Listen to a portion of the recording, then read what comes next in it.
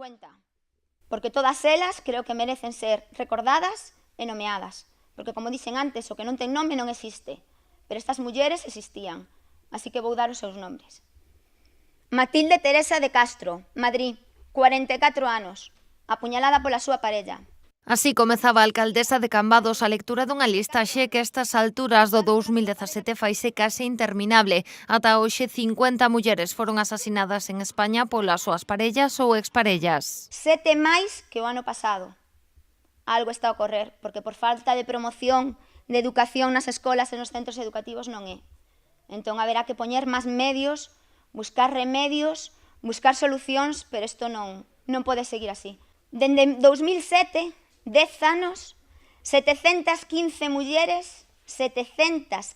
mulleres foron asasinadas polas súas parellas ou as súas exparellas. Fátima Abal cualificou a violencia machista de acto de terrorismo. Advertiu que tamén sinalan os datos, que non é unha cuestión xeracional, e sinalou a educación como algo fundamental. Non hai un perfil de idades. Como vichedes, había unha muller de 91 anos, había outra de 20. Non estamos ante xeracións determinadas que teñen unha educación determinada, non. Estamos ante unha sociedade completa, desde os máis novos ata os máis vellos. A desigualdade e a violencia contra a muller sigue existindo, existeu e sigue existindo. Hai que poñerlle freo xa.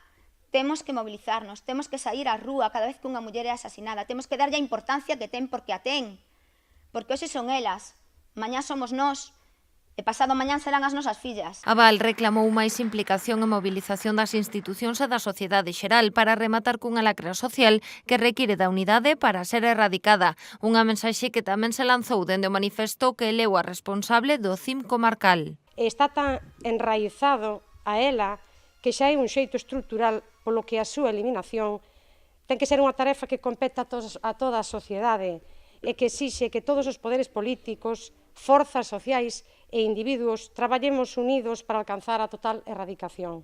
O mesmo documento acordado no seo da FEGAMP leuse nos outros concellos que forman parte do CIM da Mancomunidade do Salnés, Meis e Ribadumia.